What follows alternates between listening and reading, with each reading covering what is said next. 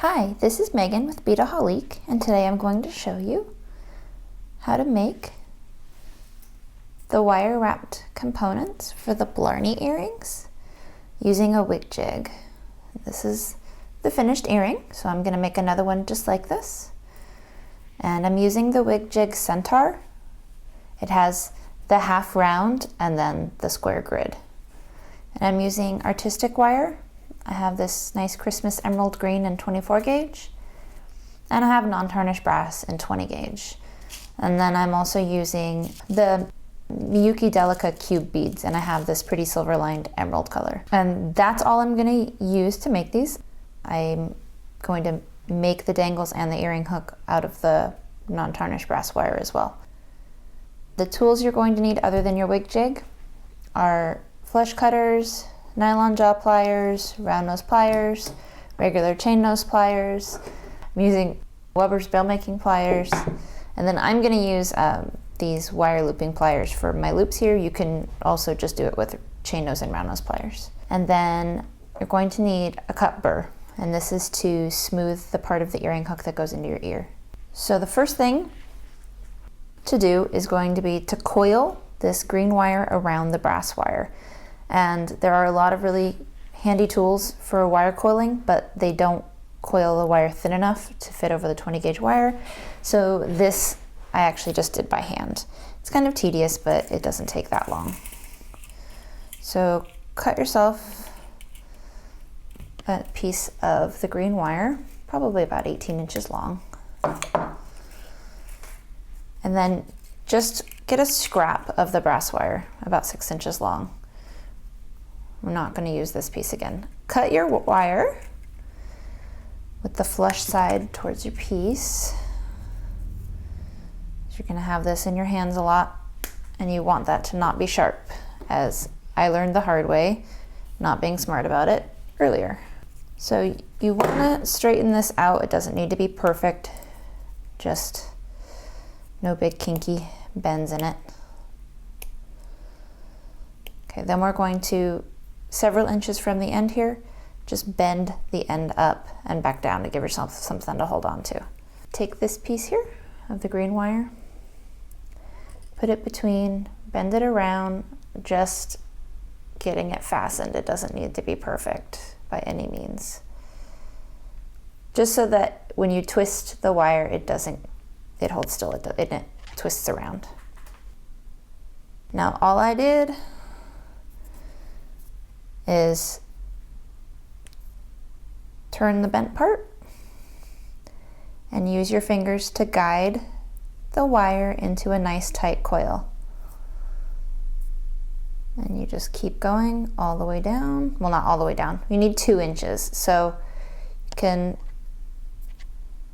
do 2 inches worth of that, and don't measure where it's loose. Measure 2 inches where it's nice and tight the whole way. So you're going to keep going until you have 2 inches, and then clip it off and trim up the ends so that it's not sharp. And I have a 2-inch piece here that I did before, so you can put that aside.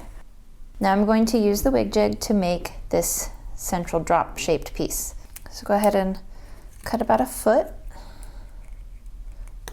of the brass wire, straighten it out. I always like to start with a loop to hold on to, and then use the nylon jaw pliers to straighten that out. And then just go ahead and trim off the little handle. Okay, and now we're going to make this teardrop shape. That's the base for the earring. We're going to start with the bottom. So I have on the Centaur jig, I've placed 5 pegs in the 4th set in of holes there. So I have skipped 2 holes between each in that, and just went all the way the half round. So what we're going to do is, you want to give yourself a few inches above here, and because we're going to take this up into this section here, and you need a few inches to wrap, or a couple inches to wrap there. So go ahead and start on the left side and wrap your wire around the peg and then continue around that half circle. Wrap around all the way and continue. And as you work with this finger, you're going to shape your wire, but also hold it down nice and close to the base of the wig jig. And wrap. And you could flip this over so that your work starts at the top and works down, but it balances out. It doesn't have an awkward shape to it. Layering them all on top, it works out. Okay, and around that 5th spot, and then bring your wire over into these 3 up here, just like that. They should cross over just before this top peg, which is the very last peg in the center, and then I have a peg skipping 1 to each diagonal. Okay, for right now, I'm gonna go ahead and pull our work up, being careful that you keep the pegs on the jig.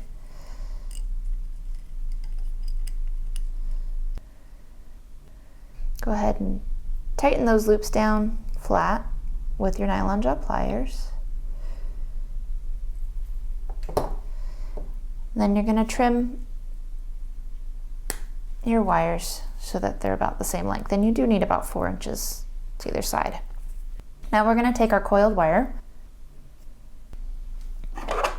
We're going to measure 1 inch,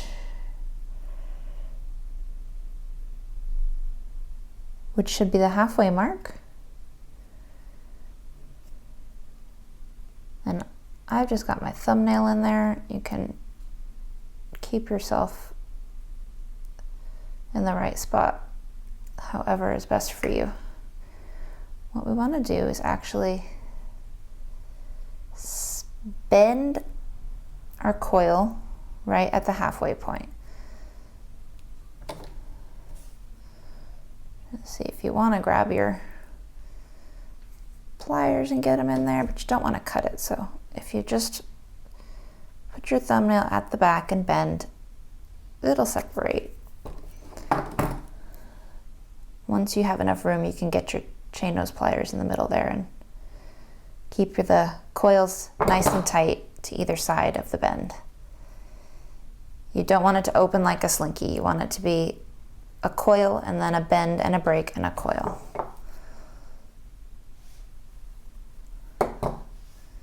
All right, that's pretty good. Now we're gonna get this piece onto this here. What you're gonna do is slide one side right on there, and you can kind of coax it out the opening where you have the bend. There we go. And once you have it out of there, it's easier to make the rest of the bend a little sharper. Then we're going to very slightly bend this piece to get it to go in the other side. We can bend it back when we're done. And you want to make sure that the piece where it's been working up every time it wraps lays on top.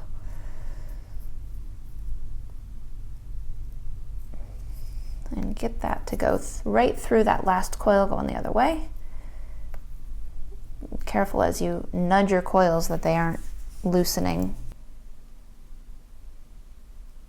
Okay, so once you work your wires both through here, it can be a little tricky. Just be gentle. You don't want to bend the coils out of shape and just make it harder if you do. Now we're going to move the coils down. And then straighten out the ends if they got all bent up like they probably did. Okay, now we're going to put the shape back on the jig, so if it got a little bent up, you can reshape it and go ahead and pull the coils down. And if they don't quite sit evenly, you can always kind of pull down on the coil and spread it just slightly. So what we're gonna do is have it sit pretty much all the way down against that first loop. And then hold the left one with your fingers kind of at a straight line across. And then gently wrap the right wire around the peg. And don't pull it into a tight circle. Leave it as a teardrop shape. And then wrap it in a loop around the last peg here. And repeat with the left. Actually, if you do the left one first, it's gonna sit more evenly flat. We can switch them around though. And in a nice loop. You can take your nylon jaw pliers and push it flat. And pull it up off the jig.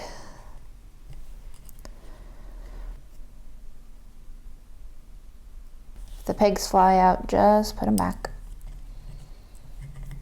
Okay, so I want the other side first. I'm gonna just gently flip-flop those and put the left one behind the right one. Okay, now use flush cutters to trim those loops. And you want the flush side against the end of the wire that's going to stay on the piece. It can be a little tricky to get into the back loop. I'm going to go from the front. And be careful, either wear safety goggles or hold the end of the wire, because they will fly.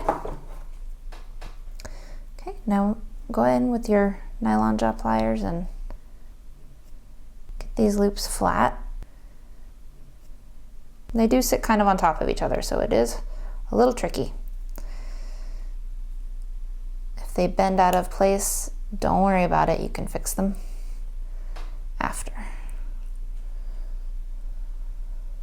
So you can kind of just use your hands to adjust them and get them all in a nice happy place.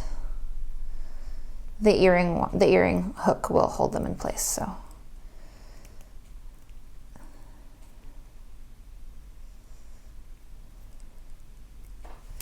Okay, so I'm happy with that. Like I said, this isn't looking as long as this side. If you don't just gently spread that coil a little bit, you can even it right up.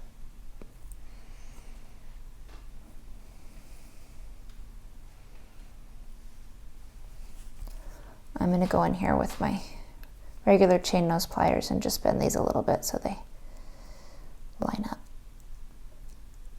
Be careful with the regular chain nose because it will scratch the finish off your artistic wire. Just be really gentle. They're a little bit more precise, but just be gentle when you need to use them. Okay, so there's those all lined up. Now I'm going to make the dangles. I'm going to cut about 8 or 10 inches of wire and straighten it out.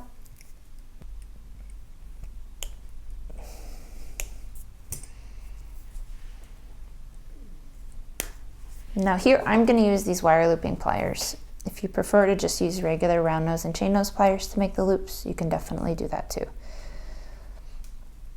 I'm going to, about 1/4 of an inch down, use my round nose pliers to make a nice uniform loop and bend up.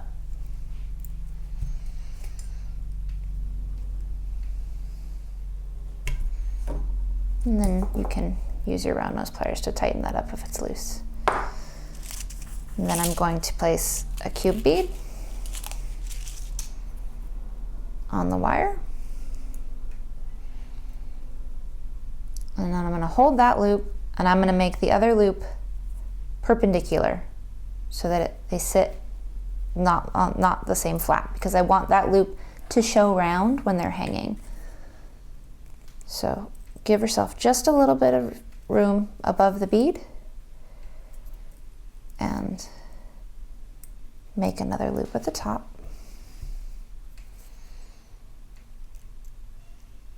And trim that off.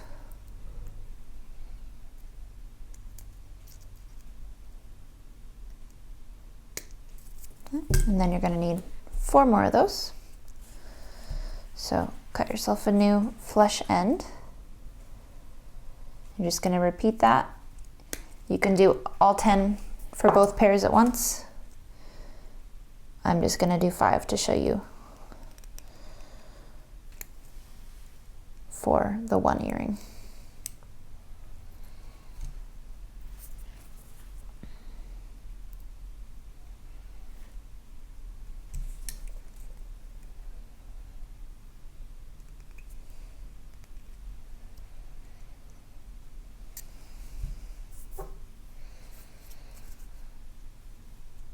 And try to keep your wire at about the same point on the pliers so that your loops stay relatively close in size. Okay. So now the last loop on each of these is still slightly open from when we made it, so go ahead and pull it open and hang your dangle from the loop and close it up. You're going to do that with all 5.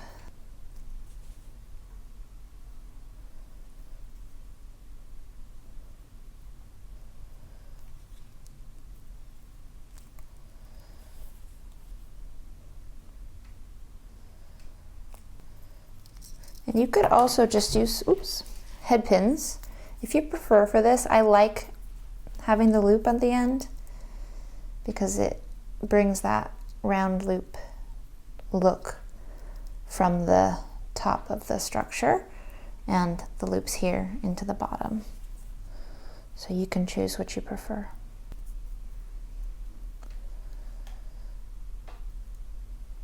Okay, now the only thing left to do is to make the earring hook. It's actually pretty easy to do. We just need about 6 inches of wire. Now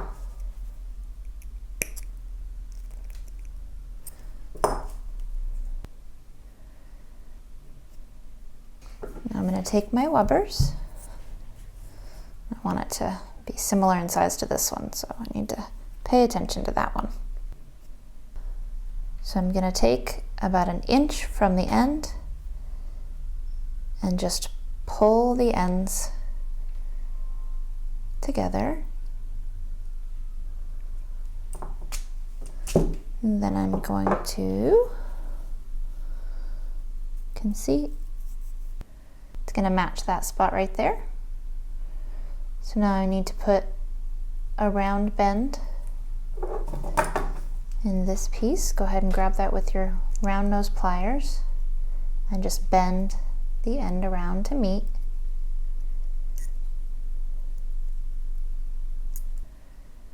Trim that piece off. You want to straighten that up.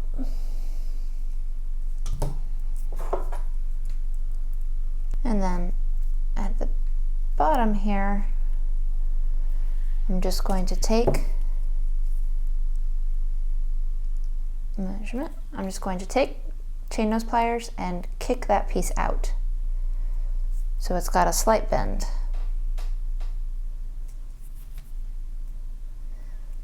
Then trim that end flush, just about 1/8 of an inch from the bend. Then I'm going to use a cut burr, and I have a cut burr and a pin vise here, and this has got a little fine grit, kind of a abrasive inside the cup, and it's rounded. It's very hard to see because it's so tiny, but you want to use the cut burr that fits your wire, and you're going to stick the end of your cut wire into that tiny little cup and twist fast. What it's going to do is it's going to file off the rough edges and make that a nice, clean, smooth, rounded piece. That's gonna make it safe for putting it in your ear without cutting you up, like I did my finger. Because it is sharp, so you always want to do this before you use it for an earring. Do it a few times. You might even see a little bit of the metal dust until it feels nice and smooth. Okay, then just open the loop up and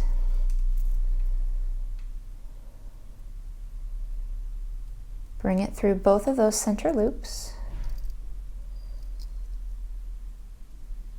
and close it back up. And that's how you make the Blarney earrings using the Wig Jig.